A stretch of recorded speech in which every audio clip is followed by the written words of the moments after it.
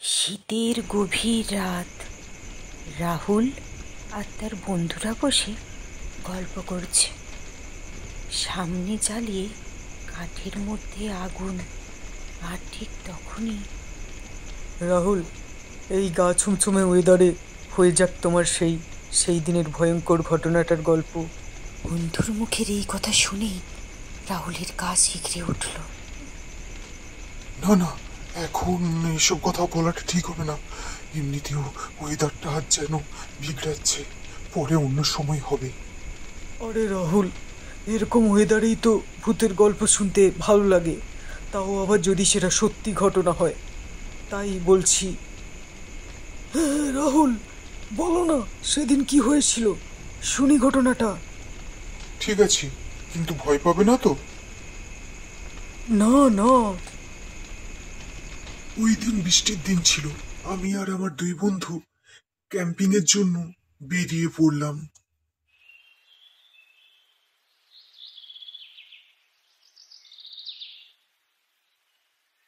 ভাই, ক্যাম্পিং এর জন্য সব কিছু জিনিসপত্র নিয়ে নিয়েছিস তো? কিছু শুকনো কাঠপালা নিয়েছিস? আর তুই ওটা ভুলে যাসনি তো? ওটা নিয়েছিস তো? আরে ওটা কি করে ভুলতে পারি।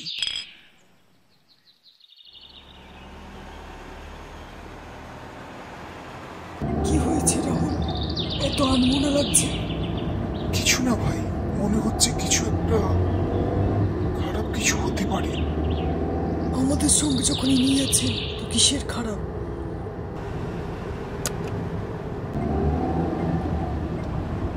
ঠিক বলেছিস। আর ঠিক কিছুক্ষণের মধ্যেই জিপ ঘাট ছাড়িয়ে জঙ্গলের ভেতর প্রবেশ করে।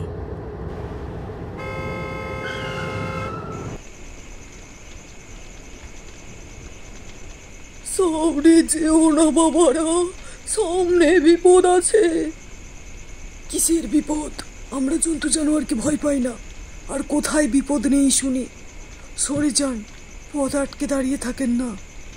বিনাশকালে বুদ্ধি নষ্ট। চলো রাহুল, চলে আসে সব থেকে।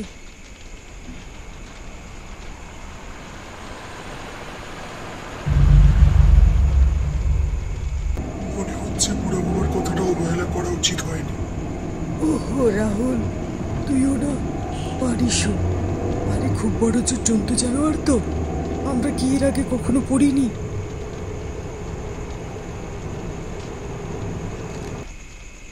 কিছুক্ষণের মধ্যেই তারা তিনজনে গভীর জঙ্গলের ভেতর একটা ফাঁকা নিরিবিলি মাঠ দেখে বসে পড়ে ক্যাম্পিংয়ের জন্য। কিন্তু হঠাৎই তখন ঝড়ো হাওয়া শুরু হয়ে যায়। ঘন কালো মেঘ, ঠান্ডা বাতাস।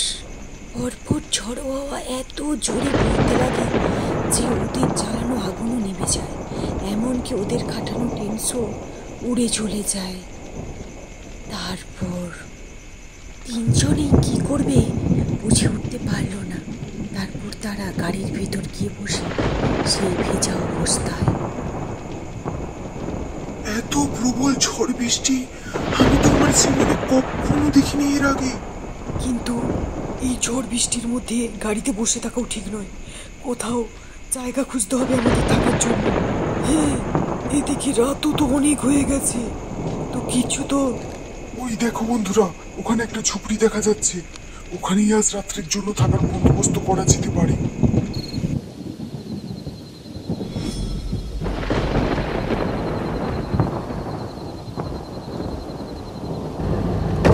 তারপর তিন বন্ধু মিলে সেই ঝুপড়ির দিকে গাড়ি নিয়ে যায়। আর তারপর চলো সামনে গিয়ে কাউকে ডাকা যাক। শুনছেন? কেউ বাড়িতে আছেন? তিন বন্ধু কোনো উত্তর পেল না। তারা সেই প্রবল ঝড় বৃষ্টির মধ্যে দাঁড়িয়ে রইল। চারপাশে শুধু ঝড় বৃষ্টির আওয়াজ। আর তারপর হঠাৎই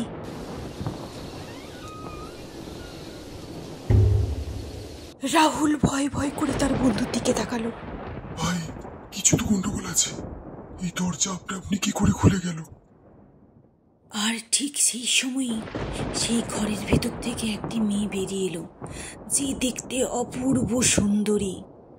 তার মাসুম চেহারা। সে বলল সবাইকে, কি তোমরা?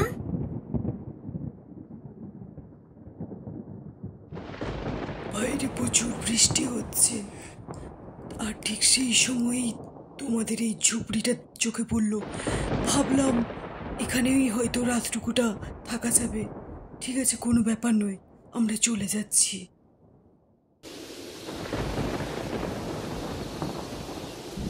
দাঁড়ান, আপনারা এখানে থাকতে পারেন।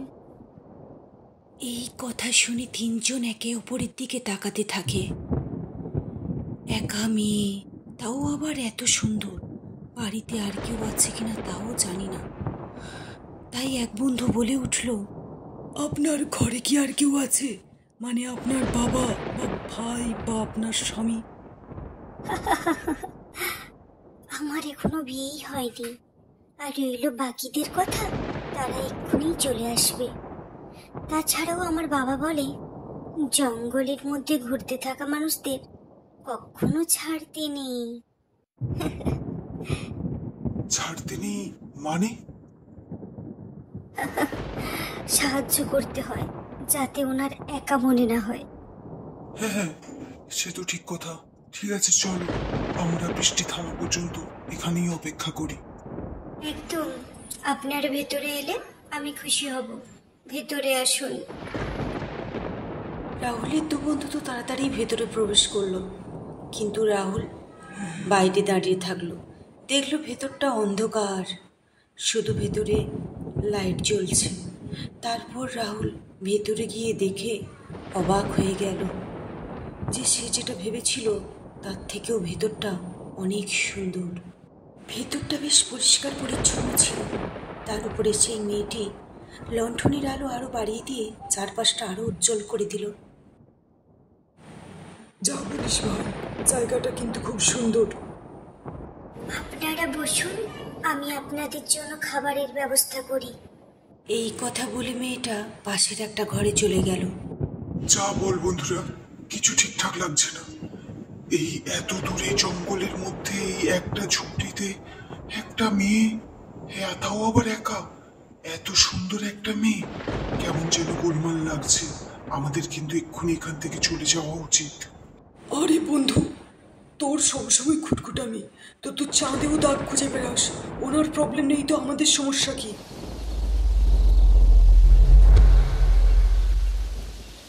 ভেতরের ঘর থেকে এক অদ্ভুত আওয়াজ এলো, যেন কিছু কাটার আওয়াজ।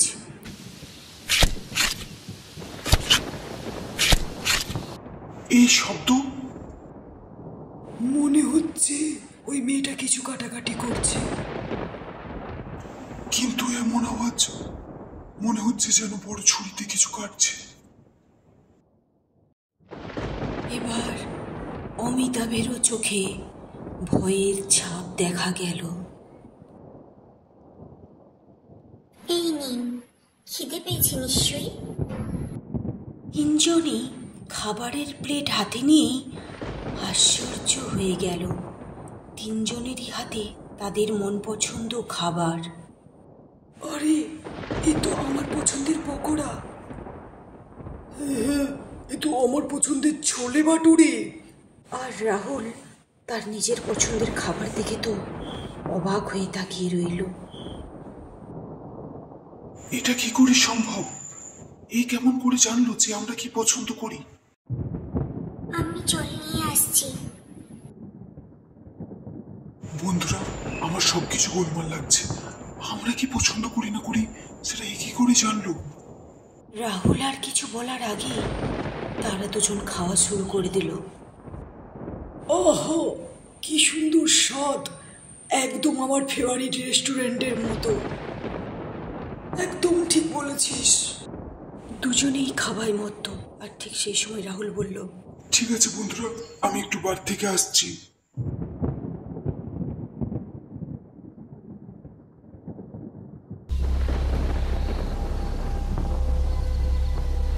রাহুল একটা গাছের গোড়ায় দাঁড়িয়ে প্রস্রাব করছিল। তখনই সেই মুহূর্তে সে কিছুর একটা আওয়াজ শুনতে পেল।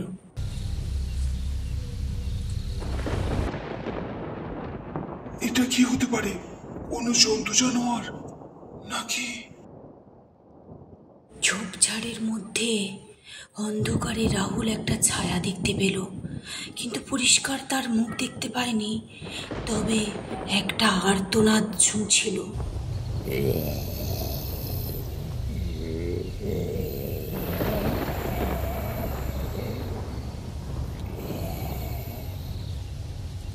আর ঠিক তখনই আকাশ থেকে বিজলি চমকাতে শুরু করলো।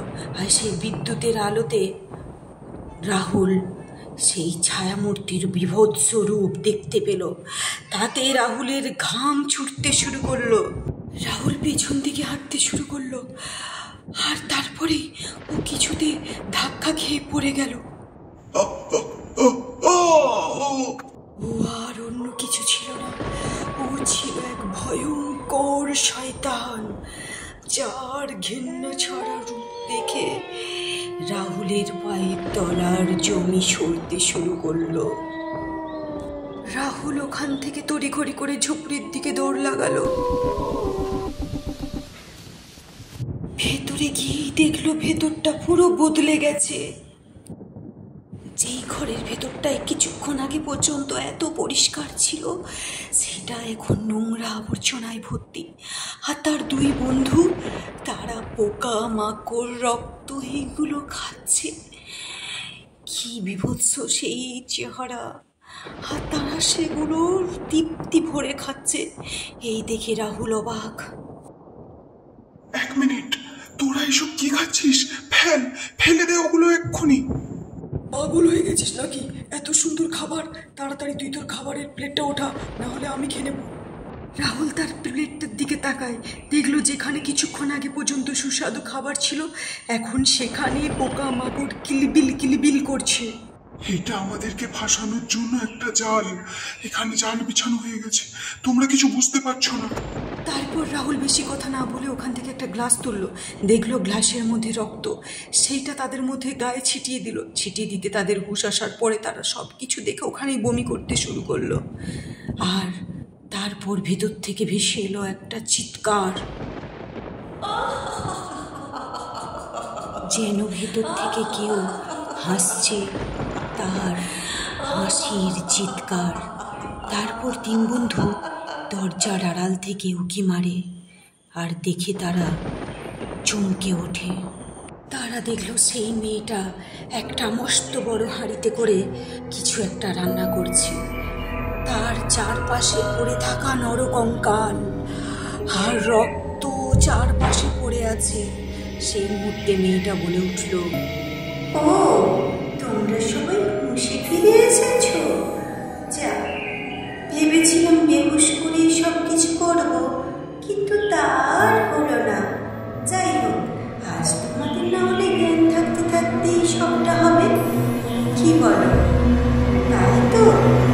শুনে কি তাদের তিন বন্ধু তো পায়ের তলা থেকে মাটি সরে গেল এবং দেখলো ক্ষণিকেই অত সুন্দর অপূর্ব মেয়েটা একটা বিশ্রী বিভস্ত্র একটা রূপ নিয়েছে, ভয়ঙ্কর এক ডাইনির রূপ।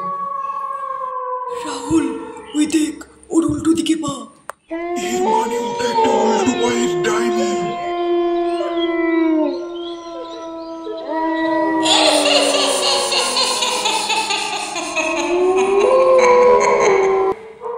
তারপর ওই ডাইনি ওদের দিকে এগোতে থাকে। এরপর তিন বন্ধু নিপ্রাণে এসে গাড়ির ভেতর বসে গাড়ি স্টার্ট দেওয়ার চেষ্টা করলেও কিছুতেই গাড়ি ছাড়তে পারছিল না। মনে হচ্ছিল বারবার কেউ যেন গাড়ি আটকে ধরে আছে। বারবার চেষ্টা করছিল, কিছুতেই রাহুল গাড়ি স্টার্ট দিতে পারছিল না, গাড়ি ছাড়তে পারছিল না, কারণ গাড়ির পেছনে সেই ভয়ঙ্কর পিশাচ গাড়িটাকে টেনে ধরে রেখেছিল। আর গাড়িটার মাথায় সেই ডাইনির ভয়ঙ্কর ভাই, সেও গাড়িটা ছাড়তে দিচ্ছিল না, গাড়ির ওপর থেকে লাফ দিয়ে দিয়ে গাড়িটা ভাঙার চেষ্টা করছিল। কিন্তু রাহুল কিছুতেই হার মানেনি, কোনো ক্রমে গাড়িটাকে ওখান থেকে ভাগিয়ে নিয়ে আসে।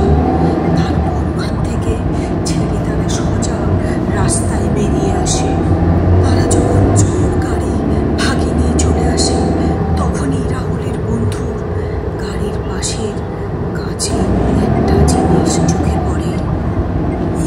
ওই দেখ, ওই ডাইনি আমাদের পিছু করছে।